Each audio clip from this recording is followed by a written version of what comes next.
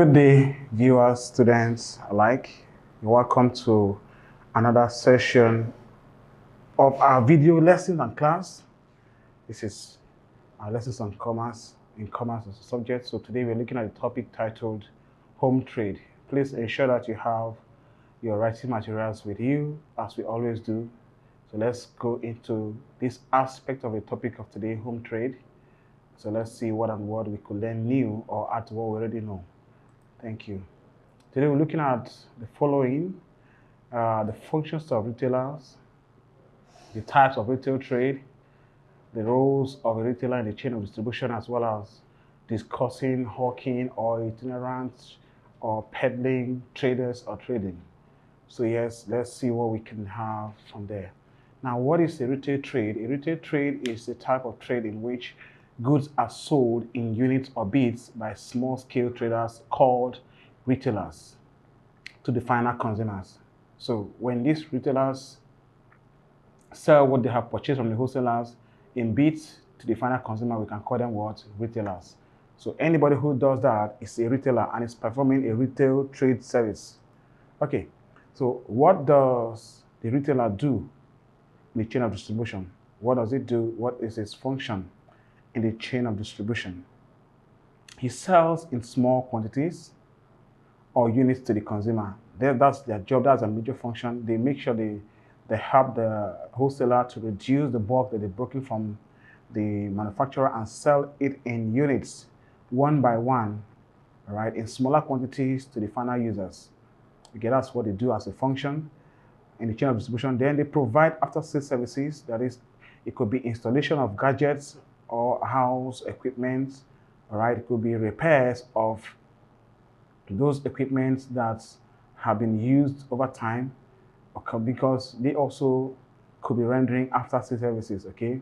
Based on the agreement from the onset, okay? They could be rendering such as well, so they can do repairs and also servicing of other items that the customer has already purchased. So yes, they provide such services too. They give credit facilities to consumers. They provide buying on credit to consumers. Those who can be trusted, who are qualified, who are credit worthy, can be given credit sales or facilities to be purchased. Then you have also, they can do other types of credit sales, which is book me down or credit purchases. All right. So each of them can actually come in as one of the things that the retailer does in the chain of distribution. They advise the consumers. They actually make sure, in most times, tell the consumer what best to go for. They actually have to influence consumers' choice sometimes. They help consumers to meet some of their specific and general needs based on the questions they ask. So they advise the consumers on which way to go, right? They bring goods nearer the consumers. They make sure that these goods are taken away from the wholesalers, who has already in turn gotten it from the manufacturer from a distance. And so they take it closer to every nook and cranny, all right, of the towns and cities, to ensure that consumers in every location have access to these goods. So they bring goods nearer to the consumer. They stock variety of goods. Of course, they make sure that every kind of product you want to buy have its other types, so that you have a choice to make. So they stock variety of goods, and they open at convenient times. Some of them you can even do 24 hours, depending on the location, so that you can, anytime you have the chance, you can come around and buy whatever you want to buy. So they have also the longer service hours that they provide. They can stay up to odd hours of the night and the early hours of the day. They may open up for business. So they are open at convenient hours for the customer's sake, or for the consumer's sake. Now, they supply information to the wholesalers and as well as manufacturers. Whatever they get as feedback from consumers of these goods, they also report same to who? To the manufacturer, or at least directly to the wholesaler, who in turn will be disseminating this information to the manufacturer. So this is what the retailer does in the chain of distribution. So they are very important. They make sure that the manufacturer gets the feedback, a useful feedback that will help him improve what he or she is doing in production. And that's very good. If not, you may be just producing, you won't be saying, you won't know what's the problem with your production or goods in the market. Now, we have retail trades, types of retail trade. Now, we have small-scale retail trade and large-scale retail trade. These are the two classes. Small scales are those who sell in very small quantity and no don't buy much around from the wholesaler. They just buy a little quantity and also resell. Those people that see that shed their wares just at the roadside or even at the just on the table top or just one table, something like that. So they don't have much to. They don't even have shops, all right, or stores to put this in. They just move it about. In most cases, they take it in and they bring it out the next day. They pack up when they're done for the day. They bring it out again for the next day. So these are more like a small scale retailers. If you have large scale retailers, also can have buildings of magnitude, very big magnitude, and then also someone can have small shops, all right, who can also buy goods in reasonable amount of quantity from the wholesaler and sell to the public. So you have small scale and large scale retailers. We'll go to see this in much detailed. We're going to look at it in a more detailed form as we move downwards. Now, a small scale retailer or retail trade is a form of trade or retail trading in which goods are bought in small quantities from the manufacturer or the wholesaler and sold to the final consumer in units or bits. That is, trading is done on a minimal scale. It's done on a very convenient and small scale, no stress, all right?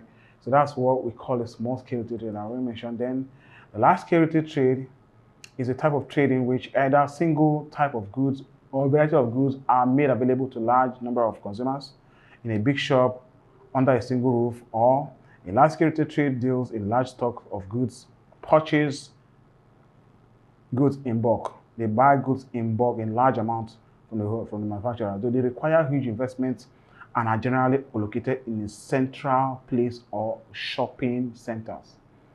They have good presence, okay?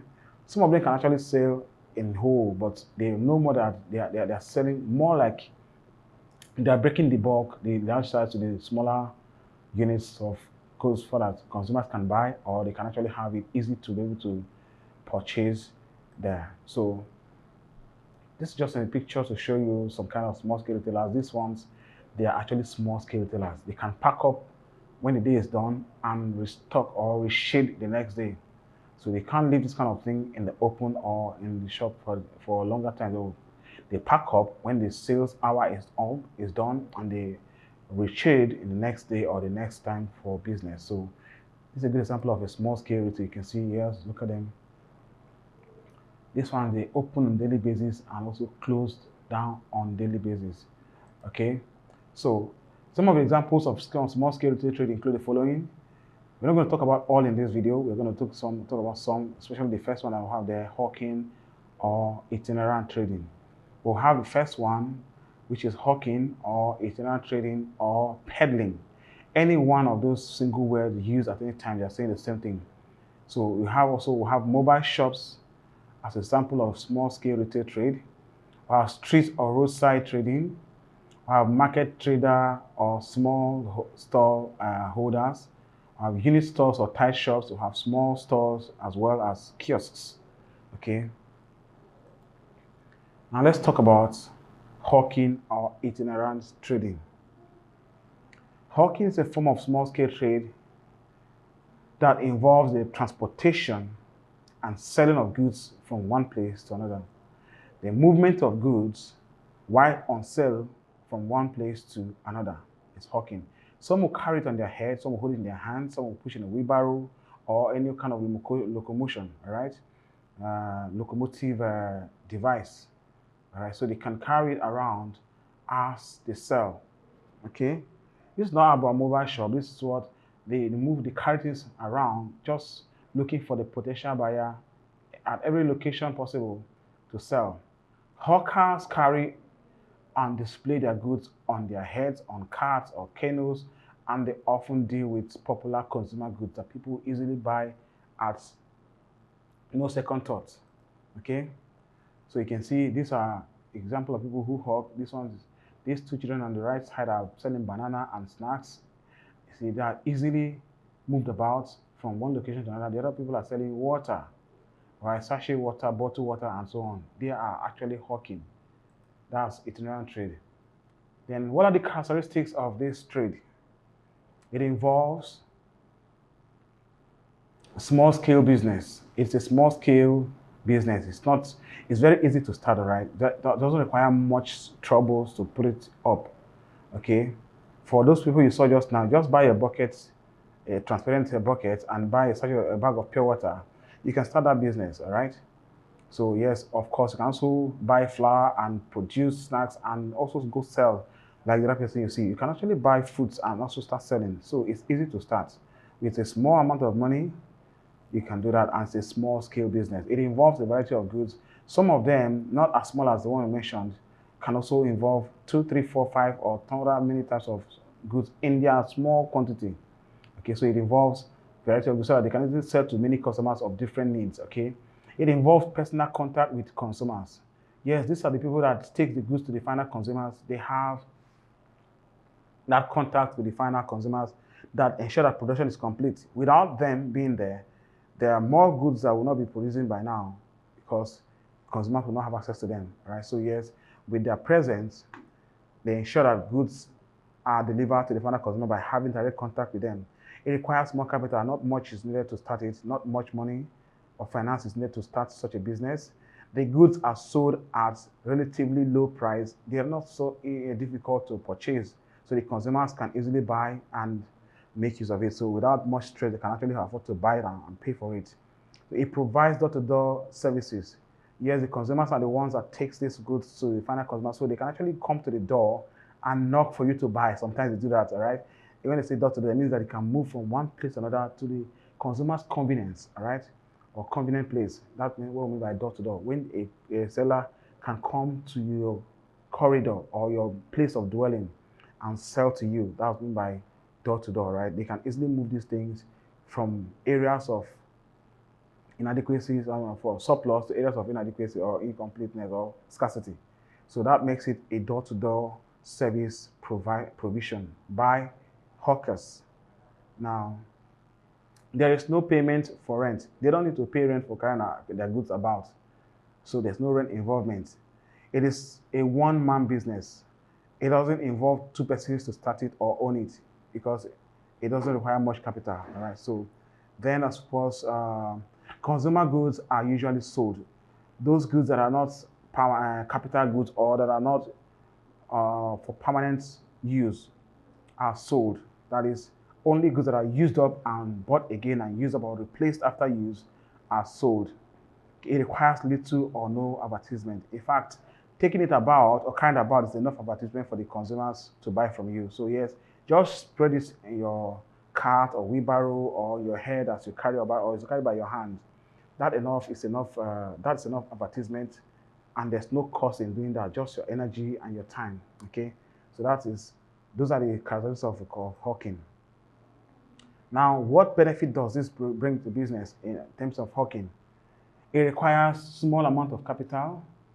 You don't need much money to start it, like I said. And then it provides door-to-door service. These are one of the good things that hawking can do.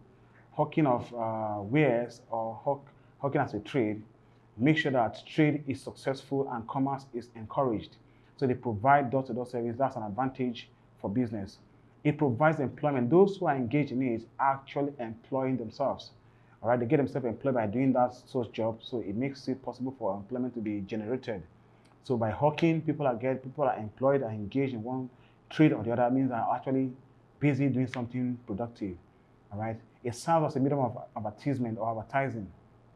Some products are not even advertised on air or through any media except through those who hawk them. So yes, they are a form of advertisement for some products that are not popular there in the market yet. So, but because they hawk it, you become aware. They advise you, like Wole say, and they actually try to make you understand the usefulness of some goods by making sure they talk to you and give you reasons why you should buy. That's an form of advertisement. So it makes it possible for some goods to be properly advertised to the final user. So they do that as an advantage, all right? So goods are relatively cheap. Of course, those goods are sold at low prices that it's not difficult for consumers to buy them. So yes, that's one of the advantage of hawking. Then again, it serves as a stepping stone to bigger businesses. Many people, all right, who have engaged in hawking has transcended to other bigger business, to owning a shop and then to begin a bigger shop and then begin to have branches, and before you know, they are big business people. They started from a little beginning like that. So yes, that's why, they said, do not despise the days of little world beginning. So yes, a hawker can become an empire in business owner. Can become an owner in business empire. All right. So yes, that is what happens. It can serve as a stepping stone to bigger businesses for the trader.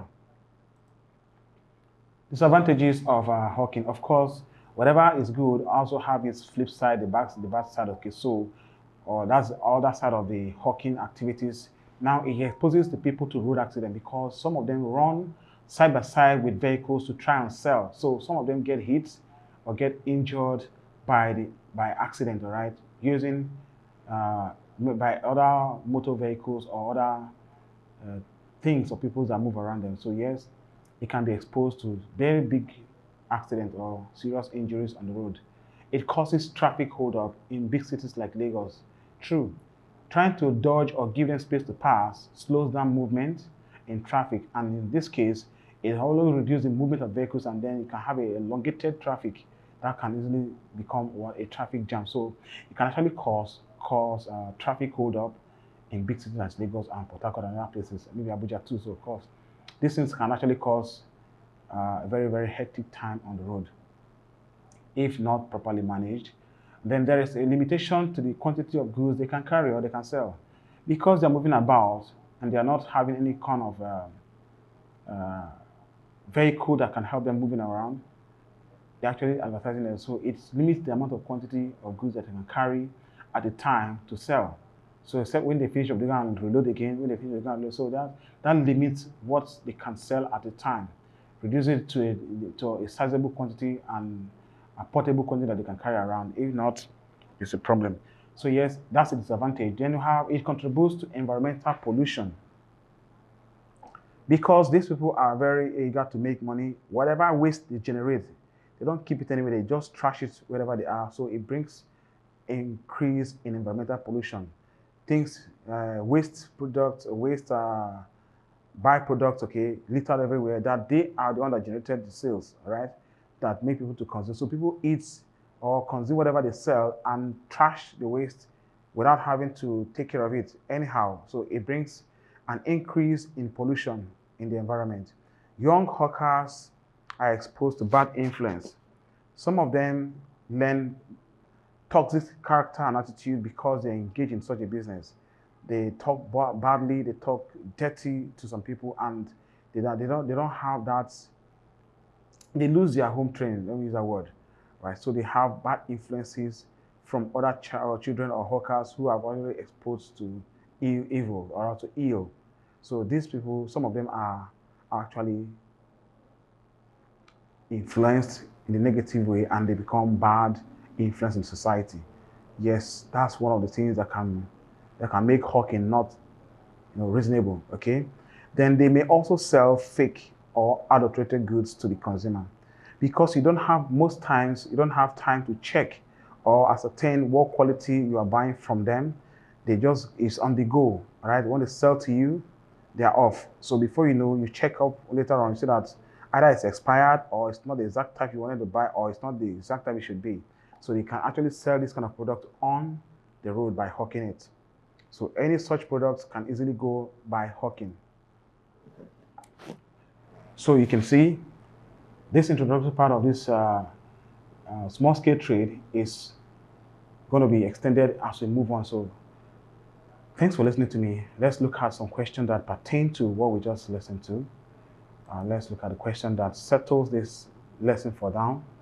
So we check our exam guide. Please make sure you have it installed and updated or actually activated on your devices, so that as at this time we are done with this lesson, you can generally check up and check up yourself how far you've gone. Okay, so let's see.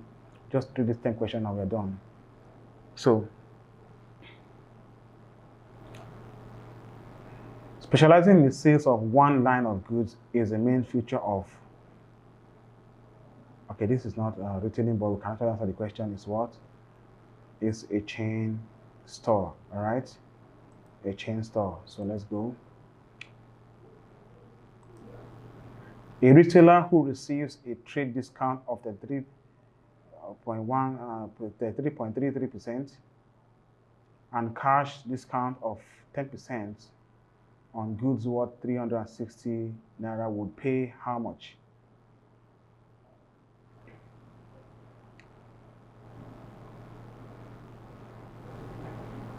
Okay.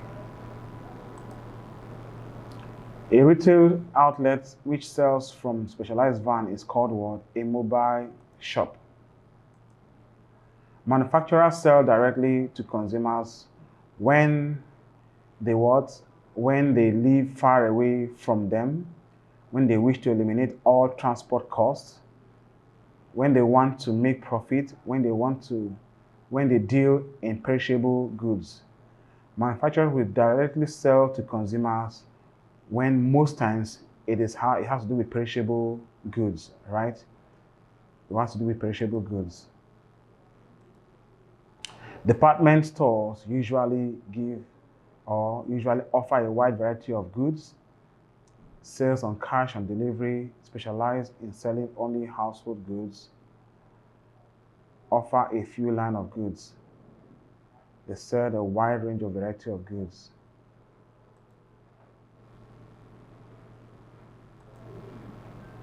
A retail outlet meant to sell only a particular manufacturer's product is known as a tied shop. Which of the following is not a feature of a departmental store? Oh, this question doesn't come out. Okay, these are questions for departmental store. Which of the following is not a feature of a departmental store? Convenient location, deals in one line of good, use of trolley, one-stop shop. B is our answer. They don't deal in one line of goods. Cash on delivery, which is COD transactions, are associated with mail order firms. And which of the following functions is not performed by a retailer? Branding and packaging, ensuring regular stock for consumers, breaking bulk, ensuring goods for customers. They don't perform this function. They don't ensure goods, okay? Thank you. One roof containing a number of shops is known as what? Departmental store. All right, so I think with this, we have some questions answered in retail, small-scale business or small-scale trade. We're going to see more in our next video of subsequent videos, because this is just a select for this video. So please, I want to urge you, do not stop here. Review your video and then check up with your exam guides. Just select the topics that you want to answer, and then they'll come up with questions that you need. God bless you. See you in our next video.